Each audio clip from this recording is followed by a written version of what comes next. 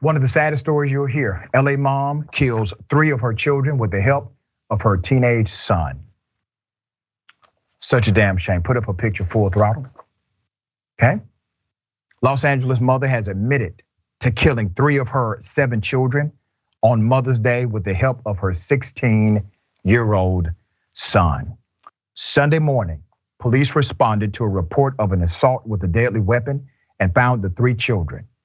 12-year-old Natalie Flores, 10-year-old Kevin Tenez, and 8-year-old Nathan Yanez. Their cause of death was not released. Flores' 3 other children live out of state with their father, thank God. Officers said it appeared that the victims were dead for several hours and suspected they died sometime on Saturday. Neighbors told CBS LA that the mother of the children had been acting erratically on Saturday night. The mother was heard screaming, yelling, praying, and lighting candles at other homes on the street. I heard someone screaming, "My family is abusing me," and all kinds of nonsense.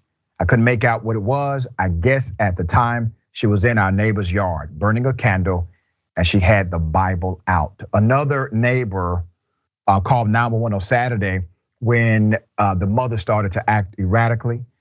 She was taken to the hospital for mental health reasons. 7 hours later, the 16-year-old son went to a neighbor's house and said his brothers and sisters were unresponsive, which is when police found them dead. Flores was arrested on 3 counts of murder. A bail is set at $6 million, while her son was arrested on 1 count of murder, being held without bail. This is so horrific. This is so horrific. Now, this is a moment I'm going to highlight the reality of possible either extreme criminality or extreme mental health. When I saw this story, I literally had to research it from other outlets first, because this is one of those stories where you don't want to get any detail wrong. You want to make sure the details are verified. I'm still perplexed why the 16-year-old was charged, and the mother obviously should have been charged, but it looks as if there was some significant influence on the 16-year-old to be involved in this. This is one of those cases, and listen, I don't have significant detail beyond what I have shared, but the children who are not at the home obviously are alive.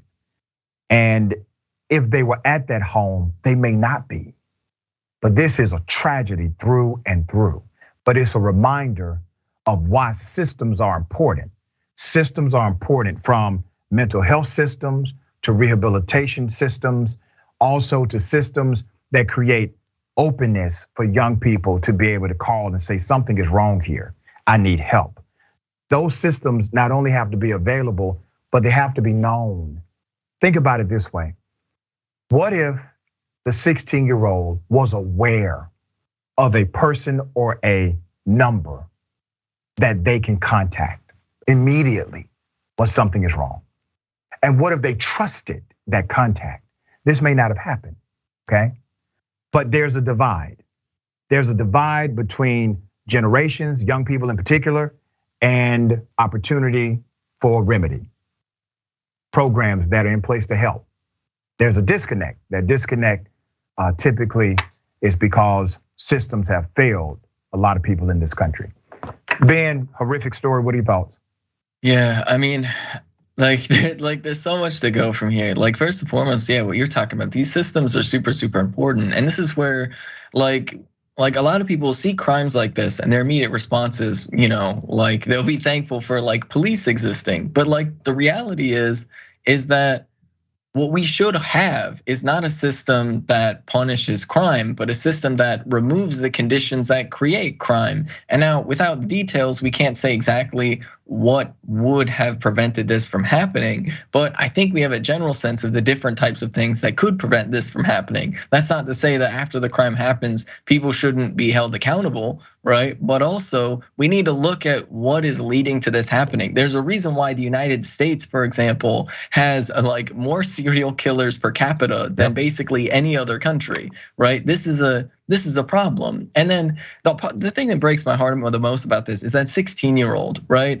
I wish that we lived in a country that could do something to divert that 16-year-old from potentially going to prison to going to some type of rehabilitation facility, some type of like anything that would help that teenager live a normal life, right? Because I mean, like if you're in a situation like this, right, you don't just commit a murder with your parents, right? That's not a thing that you just randomly decide to do, right? There has to be some sort of like gradual escalation, some psychological manipulation, right? Some coercion. That's not like teenagers don't just do that for fun, you know what I mean? And so it's really, really heartbreaking to know that we don't have the systems that are necessary for that teenager to, hopefully be rehabilitated and live a normal life where they can be like safe, and they can be a safe person to be around others,